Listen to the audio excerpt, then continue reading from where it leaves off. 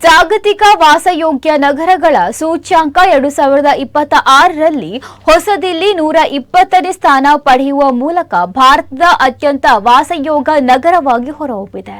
Economics intelligence unit ಬಿಡುಗಡೆ ಮಾಡಿರುವ global ಲಿವೆಬಿಲಿಟಿ index 2026 ವರದಿಯಲ್ಲಿ ಈ ಮಾಹಿತಿ ಬಹಿರಂಗವಾಗಿದೆ.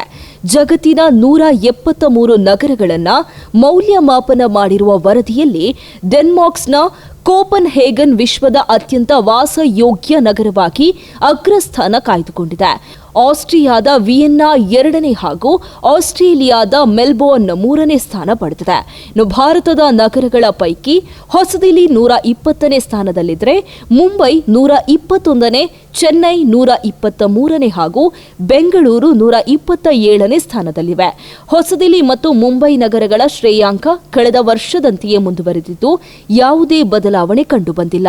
ಆದರೆ ಚೀನಾದ 10 ನಗರಗಳು ಕಳೆದ ವರ್ಷಕ್ಕೆ ಹೋಲಿಸಿದರೆ ತಮ್ಮ ಸ್ಥಾನವನ್ನು ಸುಧಾರಿಸಿಕೊಂಡಿವೆ ಎಂದು ವರದಿ ತಿಳಿಸಿದೆ.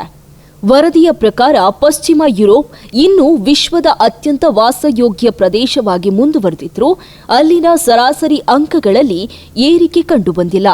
ಮತ್ತೊಂದೆಡೆ ಏಷ್ಯಾದ ನಗರಗಳ ಸಾಧನೆ ಉತ್ತಮಗೊಂಡಿದ್ದು ಇರಾನ್ ಯುದ್ಧದ ಪರಿಣಾಮ ಗಲ್ಫ್ ಪ್ರದೇಶದ ನಗರಗಳ ಸ್ಥಿರತೆ ಮೇಲೆ ಪ್ರತಿಕೂಲ ಪರಿಣಾಮ ಬೀರಿದೆ ಎಂದು ವರದಿ ಉಲ್ಲೇಖಿಸಿದೆ.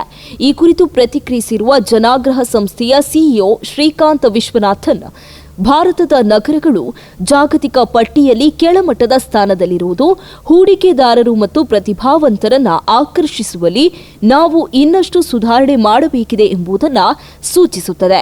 ನಗರಗಳನ್ನು ಹೆಚ್ಚು ಸಮರ್ಥ ಹಾಗೂ ವಾಸಯೋಗ್ಯವಾಗಿ ರೂಪಿಸುವತ್ತ ಆದ್ಯತೆ ನೀಡಬೇಕು ಎಂದು ಅಭಿಪ್ರಾಯಪಟ್ಟಿದ್ದಾರೆ.